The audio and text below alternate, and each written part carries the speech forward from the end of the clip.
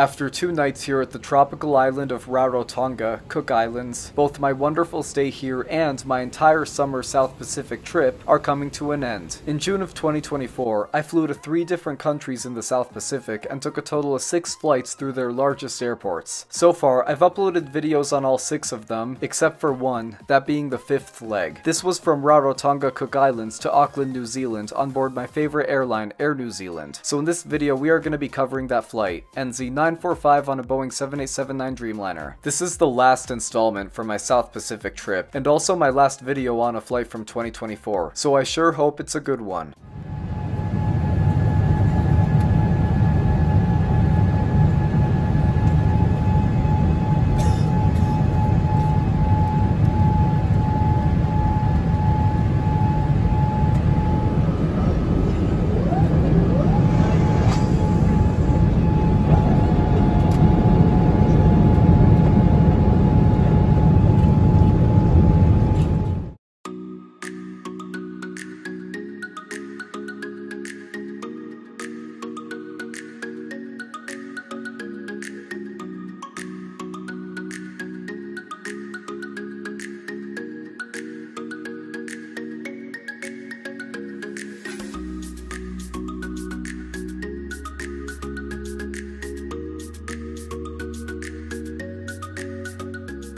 For both of my nights here in Rarotonga, Cook Islands, I stayed at the Edgewater Resort, and if you ever do travel to this island, I would absolutely recommend staying here. It's on the beach, for starters, it's got some nicely decorated rooms, it's got an outdoor pool, and it has those lush tropical plants all over the place. The only downside to it is that you have to pay for Wi-Fi, but other than that, the Edgewater has been one of my best stays. So has Rarotonga been as a whole. This was my first time at a tropical island, so you can imagine how cool it was for me. And honestly, if you're looking for a tropical vacation without many of the touristy crowds, I definitely recommend the Cook Islands, at least Rarotonga. I unfortunately did not visit the other ones. If you do go here though, you should probably only drink bottled water. I took this trip with a tour group and one of the leaders told us to do that, so I'm gonna say it too. And because this was with a guided tour group, I do not know much about getting around this island on one's own terms. But either way, this was no doubt the best part of my South Pacific trip. So if you can figure everything out, this is a vacation destination I would recommend. Unfortunately, like all good things, all good trips must come to an end, so on the morning after my second night here, I had to pack my stuff. Fortunately, I still had a lot of time to hang around the resort as I would be on the 4 p.m. flight to Auckland, NZ945. By the way, if you're wondering why it says Avarua, that's Rarotonga's capital town. But eventually, I had to board the little bus to the Cook Islands' only international airport. Now, Rarotonga is probably the most interesting airport I've been through. The check-in area and security checkpoint line are both outdoors, for one, which we'll see in a moment. It'll be really cool. The terminal is also quite small. That in itself is nothing new. We've been through plenty of tiny airports on this channel. The shocker to that is the fact that the plane I'm taking out of here is a 787 Dreamliner, a wide-body jet at an airport with only 2 gates. I mean, that's what you'd see at a small tropical island, but it's sure my first time flying through an airport like this. Rarotonga Airport serves 5 airlines. There's the obvious one, Air Rarotonga. They'll fly turboprops hopping between the Cook Islands. It's the only domestic airline here. The other 4 include Jetstar. They'll go to both Auckland and Sydney, Hawaiian to Honolulu once a week, and Air Tahiti to Tahiti. And finally, Air New Zealand, which I'm taking today. They go to Auckland from here and are the only airline that operates daily international service. I believe the one I'm taking today, Flight 945, is the daily one. But they also fly 1 to 2 more on certain days of the week. For example, Flight 943 to Auckland is an earlier flight that happened to be going today as well, but as an A321neo. But once again, I will be on the Dreamliner today. I did cover the A320neo product a while back, and I believe it's the same on the 321 at least. Now with the Dreamliner, it's a big plane for an airport of this size, but sometimes they'll put the even bigger 777 on the route. But I'm glad they didn't this time, as I much prefer the Dreamliner. Now here we are at the Rarotonga International, and I've already checked in. I'm currently waiting for security to open, but the cool thing about that is that the check-in and line area for security are outdoors. This allowed me to get an incredible view of the apron, as you can see, so believe me, I was hoping they would take as long as they possibly could to open security. I wanted to see if I could film some aircraft flying in, and maybe even catch my Dreamliner landing. And what do you know, I did.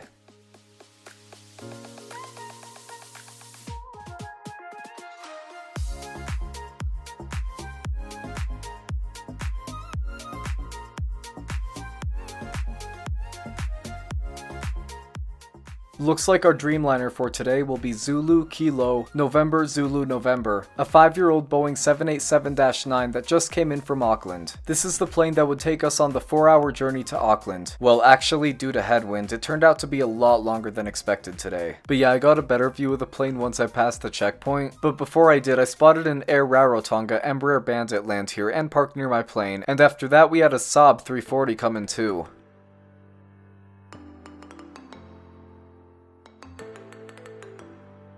Eventually security opened and I got to the gate area. This part is indoors. We will be at gate 2 today. This is one of only 2 gates at this airport and both of them are stair gates. We can see our Dreamliner a bit better from here, definitely a beautiful airplane shot with the palm tree and the green. And once again, this is 5-year-old Zulu Kilo November Zulu November, not the same Dreamliner I took on the way here. That was Zulu Hotel, a bit of an older one. Yeah, that video was quite a while ago. This video has been long awaited, but there's a reason I saved it for last. Anyways, the Dreamliner is one of my favorite aircraft to fly on. This is my 4th time on one. I took 2 with United 2 years ago, and then there was that other Air NZ one on the opposite route. But this was actually my first time boarding a wide-body aircraft from the outside with stairs, so you can imagine I was really excited for that.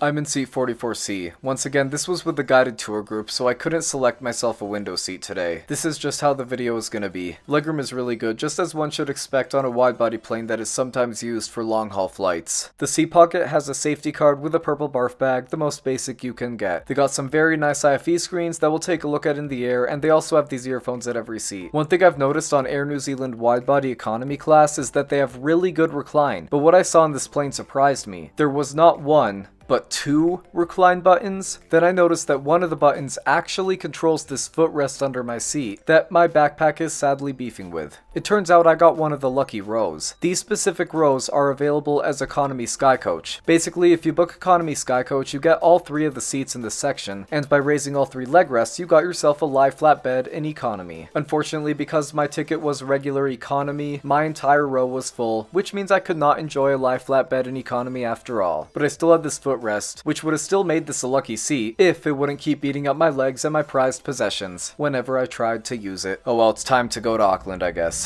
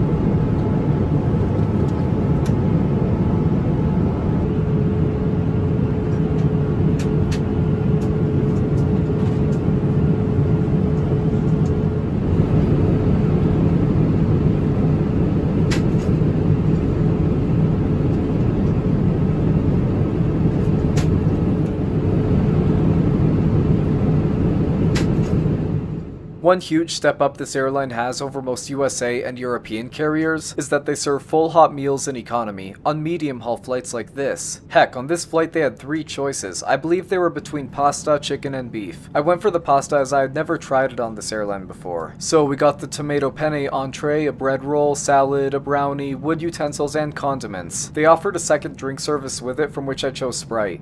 Overall, especially for a 4-hour flight, this meal was great. The entree is probably the best one I have had so far on Air New Zealand. I'm actually wondering why they had 3 options this time while they had 2 meal options all the other times. But yeah, I think I made the right choice with this one.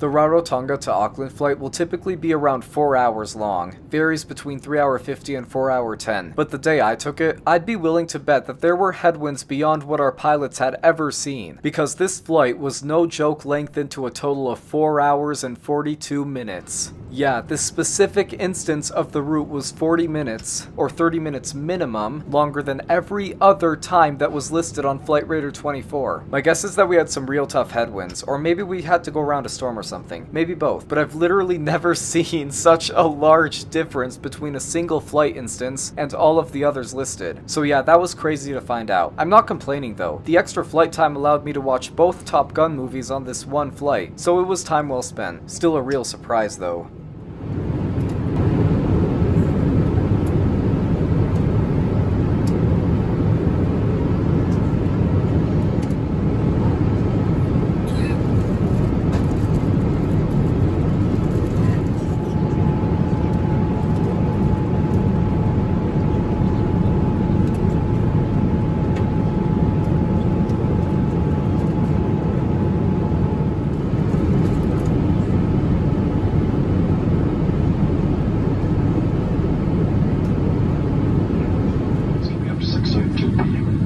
The conditions awaiting our arrival, they've got mostly clear skies now. The earlier showers of rain have passed through. Temperature of 30.